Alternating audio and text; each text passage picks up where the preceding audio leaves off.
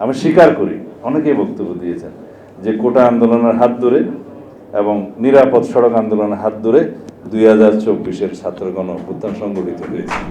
আমি আমাদের অনেক সিনিয়র নেতাদের সাথে কথা বলেছি, যারা আজকে যিনি স্পিকার মেজর অবসরপ্রাপ্ত বীর বিক্রম হাফিজউদ্দিন আহমেদ, তার সাথে আমার কথা হয়েছিল, হাফিজ ভাই আপনার অনুভূতি কি? বলে আমি মুক্তিযুদ্ধ করেছি, সমর যুদ্ধ করেছি, আমার সাথে অনেক সহযোদ্ধা ছিল, 5-10 হাত দূরত্বে গুলিতে, বোমায়, গ্রেনেডে মৃত্যুবরণ করেছে, শহীদ হয়েছে। আর শহীদ রাষ্ট্রপতি জিয়াউর রহমানের সাথে প্রত্যক্ষভাবে সেই ফ্রন্টে তিনি ছিলেন। একটু কাছাকাছি এসে গ্রেনেডটা ফুটলে হয়তো তারা উভয়ই শহীদ হয়ে যেতেন। কিন্তু আমি দেখেছি যেখানে যে দেশের মানুষ রক্ত দিতে পারে মুক্তির জন্য, সেই জনগণকে কেউ রুখে দাঁড়াতে পারবে না।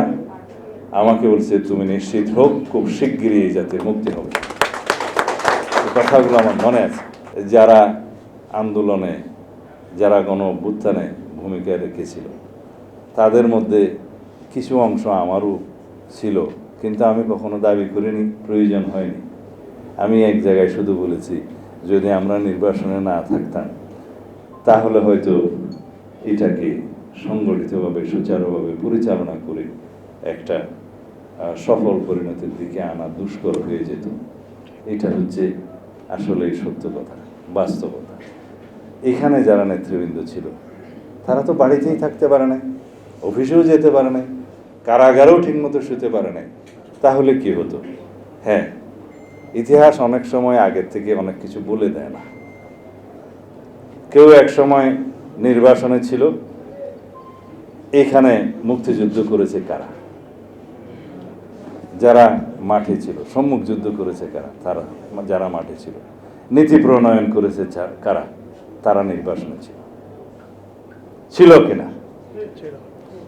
তাহলে যুদ্ধ মাঠে হয়, যারা শহীদ হয় তারা মাঠে হয়, যারা সম্মুখ সমর করে তারা মাঠে থাকে। কিন্তু সেই যুদ্ধটা পরিচালনা করার জন্য একটা জায়গা থাকে, নীতি প্রণয়ন করতে হয় এবং সেটা সমন্বয় করতে হয়। আমরা কেউ কেউ সেই কাজটা করেছি। আমি কোনোদিন কৃতিত্ব নিতে চাই না। কৃতিত্ব নিয়ে কি হবে? আমরা যার জন্য দীর্ঘ 17 বছর সংগ্রাম করেছি, সেটা একটা উন্মুক্ত গণতন্ত্রের জন্যেই তো। সেই গণতন্ত্র এদেশের চায়নি এমন কোনো জনগণ আছে? হ্যাঁ, যারা দিল্লিওয়ালা তারা আছে। যে সমস্ত আমাদের সন্তানরা জীবন দিয়েছে, তারা কেন জীবন দিয়েছে?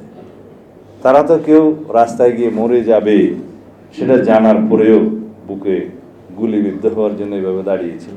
আবু সাইদ দাঁড়িয়েছিল, কেন চেয়েছিল? তারা সবাই একটা মুক্ত গণতন্ত্রের দেশ চেয়েছিল। তারা চেয়েছিল বৈষম্যহীন একটা সমাজ ব্যবস্থা। তারা চেয়েছিল শুধু কোটা নয়, যারা আন্দোলন করেছে কোটা বিরোধী ছাত্র আন্দোলন, সেটা এই গণতান্ত্রিক আন্দোলনের, গণ অভ্যুত্থানের সূতিকাগার হিসেবে কাজ করেছে। আমি স্বীকার করি, অনেকেই বক্তব্য দিয়েছেন যে কোটা আন্দোলনের হাত ধরে এবং নিরাপদ সড়ক আন্দোলনের হাত ধরে 2024-এর ছাত্র গণ অভ্যুত্থান সংগঠিত হয়েছে।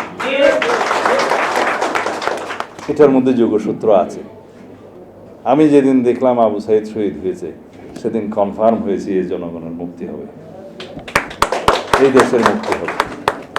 যে এই দেশের ছাত্ররা বুকে গুলি নিতে পারে দেশের জনগণের মুক্তির জন্য রাজপথে, সেই দেশের জনগণ অবশ্যই মুক্তি পাবে। সেটা আমার তখন বদ্ধমূল ধারণা হয়েছিল।